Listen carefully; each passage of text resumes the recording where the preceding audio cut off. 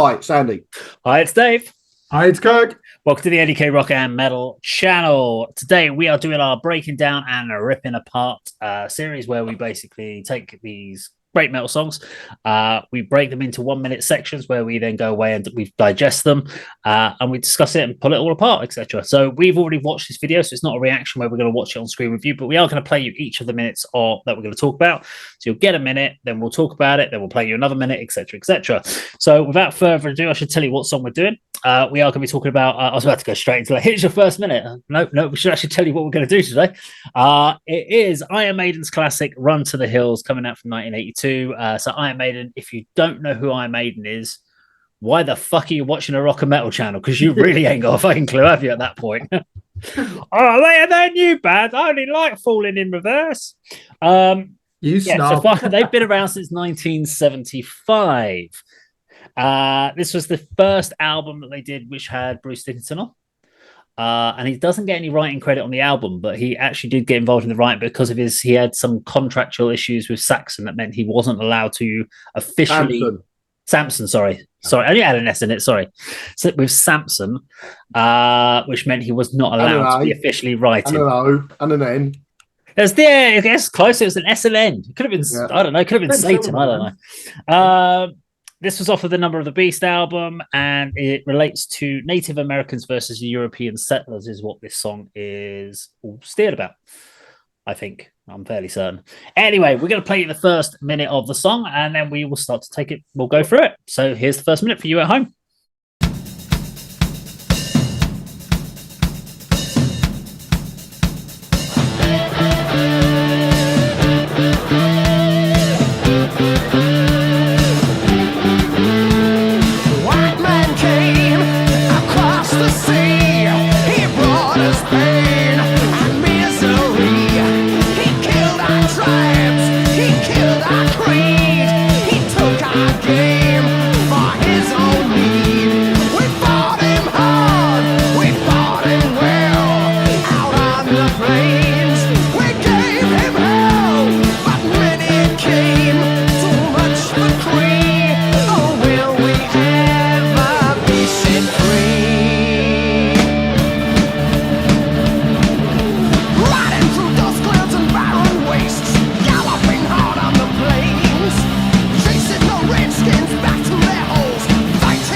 Okay, first minute in. I like to kick off. It's weird. I wrote my first line I wrote about this was like the famous drum intro. That kick drum, it's so well known, but I guess at the time it probably wasn't. But for me, absolutely famous drum. The harmony of the guitars, the bass line mimicking what is effectively the vocal line, the classic galloping drum riff. Drums and the riff going din digga din digga din digga din digga din, like mimicking the horse galloping, absolutely phenomenal. And it's one of those ones that I think when people sort of say, "Can you do the intro to Run to the Hills?" Like you ask about other songs and you say, "Can you sing the intro?" You're like, not really. Everyone can do Run to the Hills. It's so famous. I would. It's great, but yeah, I loved it. It was great to go back and listen to it because I haven't listened to it in a very, very long time. But it's such a good build up and introduction to the song. But Iron Maiden are phenomenal for doing that. If you get even going through every album, when you get all the way up to, like, for me, Fear of the Dark, and again that great intro to a track. So they did a phenomenal job on this one. For that first minute. Andy. Yeah, this is where it all began for me, or Number of the Beast, the single that followed this one. This is not by a long way my favourite Iron Maiden song. In fact, I'm not really that keen on it, but it is so familiar and I know it so well. It first came to my attention when I received for Christmas in 1982. No, it would have been maybe in a year or two after that, because it had included some later songs. But I received a Betamax video with this track, Number of the Beast, Flight of Icarus and the Trooper. Anyway, did you say Betamax? Betamax, you're gonna have to really explain that. People might understand what a VHS is. What the hell is a beat? I know what it is, but who explain what a Betamax is? Betamax was a video format that tried to rival VHS, and in his wisdom, my dad thought this would be a better way to go for our film viewings and TV recordings. But yeah, as I'm sure people who know it didn't really take off and soon died a death. But Do you know why it didn't take off? you asking me or telling me? Because I don't know. Do you not know? So the reason why it never took off, because you had VHS and you had Betamax, and Betamax was actually the superior quality. That's what my dad was always said as his reason. Better quality, better length. But the problem was it was the home camcorder market adopted VHS. So camcorders were adopted by VHS. Oh, right. And so people started using that because they wanted to be able to film on a VHS tape and then play it at home. And because of that, that became the bigger adopter. Right. So it was because of that market but alone. And that's exactly the same reason why I think the way that the Blu-ray and I can't remember, there's another one, Blu-ray and something else was going into battle. And there was a reason why Blu-ray won.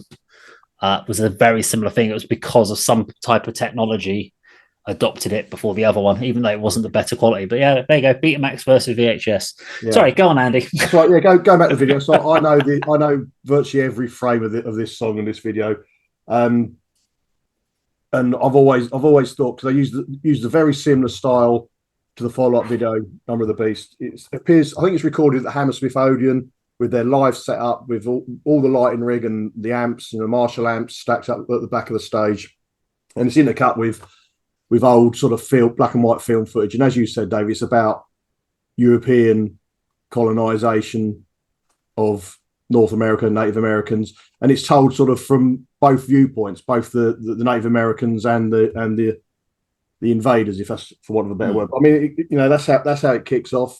You've described exactly the song, and I really like the interplay between these almost comedic black and white clips of cowboys and Indians, for want of a better phrase, cutting with like the live shots of the band. So that's sort of like the opening minute. I've got down that the verse doesn't actually kick in until minute 2. So what were your opening thoughts on this one, Kirk? Yeah, I'll keep it short. Is there any metal fan that doesn't know the opening verse to this song?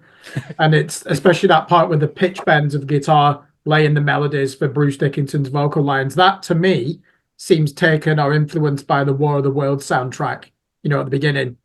Oh, yeah. Great. It's similar, isn't it? But yeah. Yeah. Great start. Anthemic metal, and there's not enough metal music now that even is ambitious enough to try to be anthemic and have vocals and lyrics that you can remember and clench your fist to and raise in the air. And, the new wave of British heavy metal, to be fair, was probably the best genre for that. And this is a great example of it. Okay, well, let's play minutes 1 to minute 2 for you at home.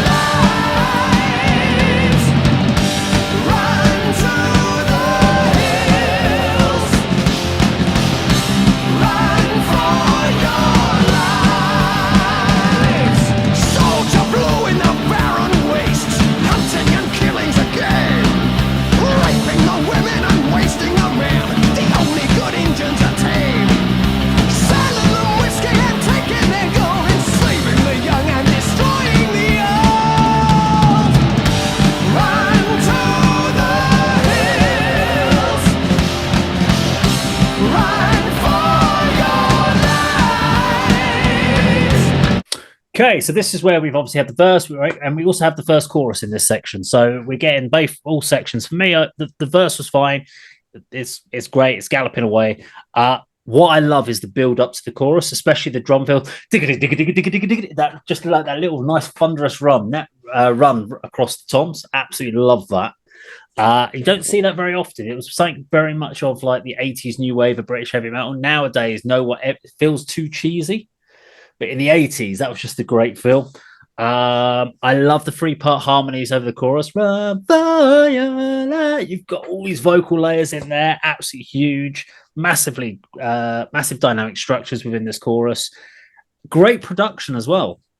So when I was listening to this, I forgot how good a production this was, because we talk about production of the 80s, and there is a lot of shoddy musical production in there in bands that are a bit weak, bit lacking. But what I liked about this compared to even modern production on bands is it actually sounds like real instruments. They haven't overproduced it, but it's still better. It's not a raw production. it sounds like a quality drum kit. It sounds like a guitar that's just been set up and mic'd up really well, and not much else is done with it. Whereas now you get the mic'd up, and then it basically has filters, layers, and special EQ in on it, and it's like, okay, well, it just sounds so compressed, and there's 17 tracks of guitar to make this big fat tone that you get nowadays. And of course, you've got to say Bruce's vocals on this just phenomenal. And it's interesting because at the time, Andy, I'm going to hand it to you next, but were you a fan at this point of the earlier Iron Maiden? Or was this where you got into them and then went backwards? I can't remember whether this track appeared in, to me after I bought or before I bought the Killers album. Because, as I say, Number of the Beast was a single that I heard on the radio and bought as a 7-inch. I got a feeling I must have got a tape copy of the Number of the Beast album from a friend before Killers. So I sort of had 8 tracks worth of Bruce Dickinson's vocals. And before you went to Paul Di'Anno. Exactly, yeah.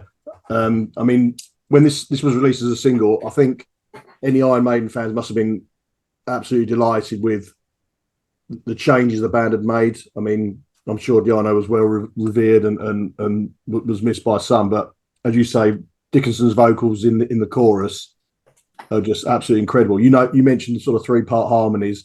I'm guessing in the recording and live versions I've seen, it's Adrian Smith and Steve Harris sort of joining in on the chorus, and that they work really well together. What else was I going to say? Production, yeah. This is Martin Birch, who produced the previous album Killers, which is a step up in production wise from the debut. So, and he was a long-standing producer throughout the early Maiden albums. I can't remember which was the last one he done, but yeah, I think they were very pleased with the work he done, and obviously carried on in later albums. This is the verse and the chorus. I think I'm right in saying is an indication of what I said earlier about the sort of 2 different viewpoints from the 2 different parties within this song. The verse I think is from the perspective of the colonizers, and the verse, the chorus is the Native Americans sort of running for their lives and run to the hills. So it's a really clever sort of lyrical dynamic that Steve Harris has created. Interesting, yeah. Kirk? Yeah, I agree with you. The drum fills are famous in this song as well, aren't they, in the chorus? Din, din, din, din, din, din. Just fantastic performance behind the kit. Great vocals. To me, do you know what I like about going back to Iron Maiden? I've never been a huge fan. In fact, I don't even own an album, although I do know Number of the Beast quite intimately. That is there's no doubt, undisputed masterpiece of heavy metal. Just think, we're only a year away from Metallica's Kill 'Em All. So you're right, the production on this is really good. But Jesus Christ, look at the difference in guitar tone, and how Metallica just take Venom, Iron Maiden, and Judas Priest and just create something so fucking heavy that even I'd be interested to know what Steve Harris thought when someone showed him Kill 'Em All in 1983. Because I suspect even he might have been thinking, whoa, this is just too heavy. This is noise. Because there's still that classic rock element, isn't there, to Iron Maiden? Yet, listen to this. Megadeth, 1986, Peace Sells, But Who's Buying? That album would not exist without Number of the Beast. Yeah. Maiden are such a big influence on thrash metal, but I'll just end this part of the review by saying, and I'll repeat what I said in a previous session, the history of heavy metal and what I like basically runs from Black Sabbath to Venom and then skips all the way to thrash metal, and then also like Hellhammer and Celtic Frost and the German thrash bands. And I surprisingly, as an English person, I don't really listen to new wave of British heavy metal. But yeah, I've got to say, I really enjoy this album. I love the tempo of it and the energy and the excitement. And I'm like Andy, there are far better songs on Number of the Beast than this one. Okay, let's move on to the next section. So this is minutes 2 to minute 3 for you at home. Run to the hills. Run for your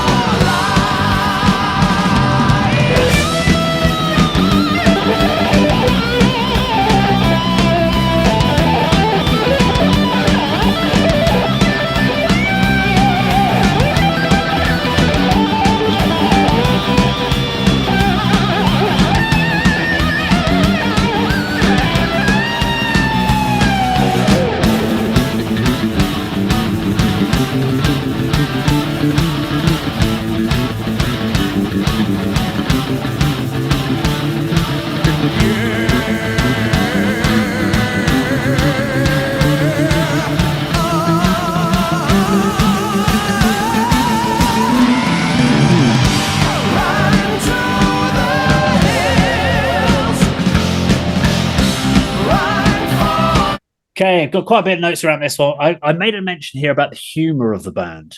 Yeah, for some reason about this one. There's something about Iron Maiden, especially around this era.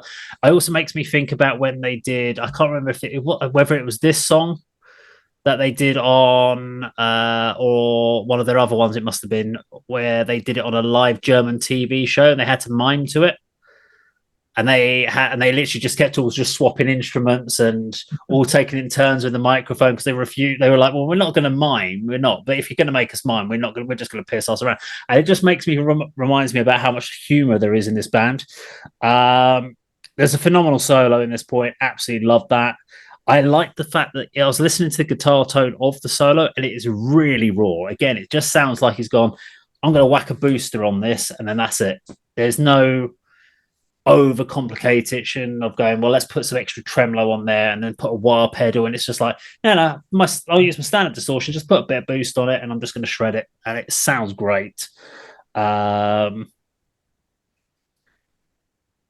again, we just got this, there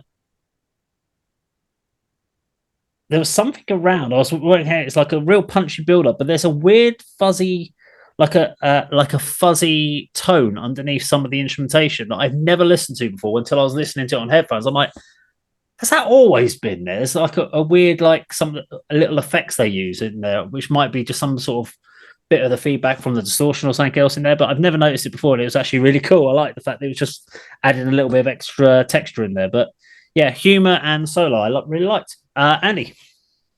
Yeah, I don't know what you're referring to about that sort of effect underneath the sort of music, but yeah, the humor is clear throughout this video. Like I say, a lot of the clips are sort of, those sort of black and white comedians. I don't know, Harold Lloyd and Charlie Chaplin. I don't know, but Buster Keaton, all those kind of things. Yeah, they're not your sort of, I don't know, westerns from Hollywood, are they? They're kind of like the comedy films that feature cowboys and Indians. They've just incorporated that. When you said about the comedic element, I thought you were going to sort of talk about the point that I've made regarding the video.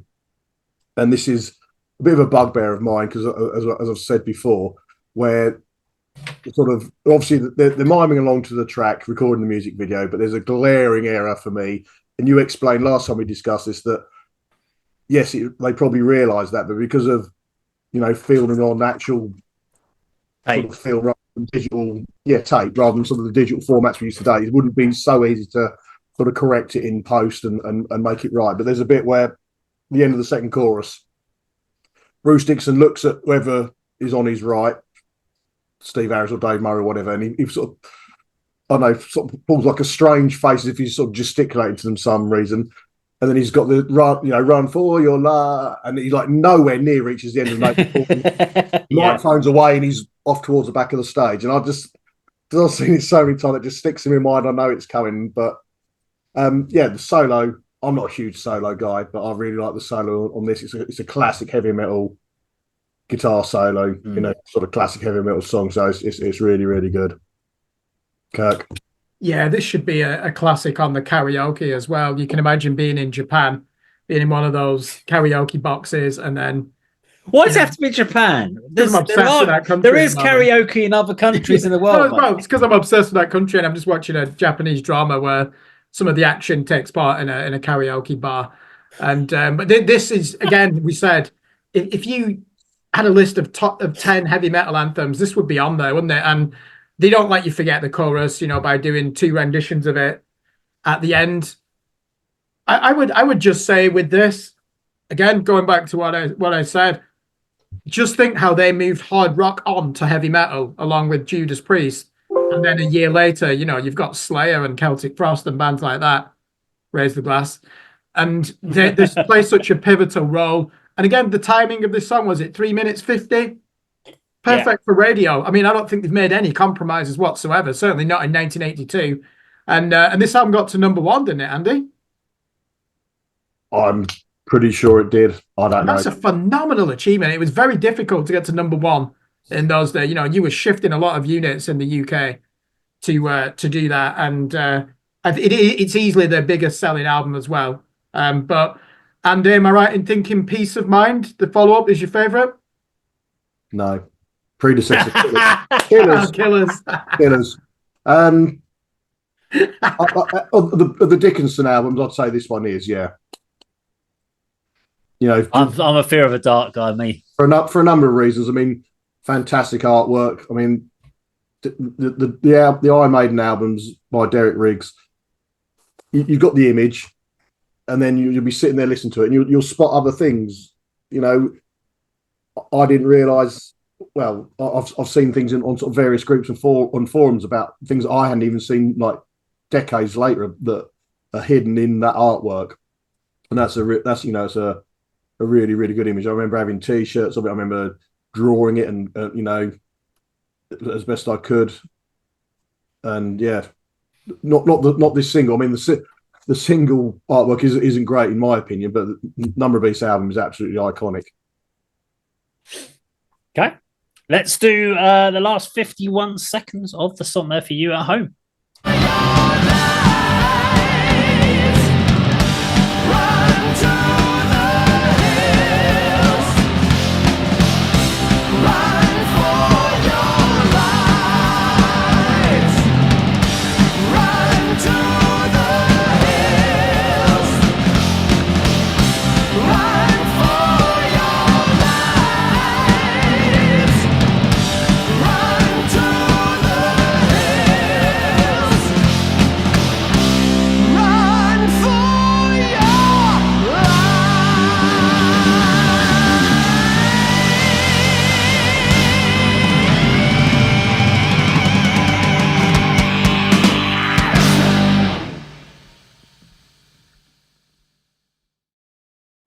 Okay, so really, we're talking about the chorus to the end of the song here. I like the fact the main thing around this, the only big comment I got on here was I loved how the fact that at the end of the song they've done it like an end of a live concert performance. So normally, like we'd either get a fade out or a definitive stop or a guitar piece. It's the fact that he does this and for your life. It's like this raging scale of anguish in his voice. I love that. It was like he could have just held that note and just kept that same key, but he decides to push up high, which I thought was really, really cool. So yeah, I love that as well. Andy. Yeah, not much more to add other than sort of following on what Kirk said. You know, made for radio. It's one of the obvious ones for a single for the album. You know, maybe less so than Number of the Beast itself, but this was all day long going to be the lead single on the album. You know, not all the tracks would make a single suitable for radio airplay or music video or whatever, or 7-inch singles as they were back in the day. But yeah, no, really well. Like I said, not by far not my favourite video, not my favourite song, but it's classic Maiden, and what an introduction to the fans this was for Bruce. Sorry, what an introduction for Bruce Dickinson to the fans this particular song and video was. Yeah. I don't need to add anything. Let the song speak. Okay, right. Fair enough. Well, there we go. That was our breakdown and dissection of Iron Maiden's Run to the Hills. Let us know what you think of the song. Is it a classic, as we all say it is, or is it something that you just don't like? Maybe you hear this song and you think this is a weak Iron Maiden track. Let us know what you think in the comments down below. Thank you very much for watching today, and we'll see you on the video sometime very soon. Take care.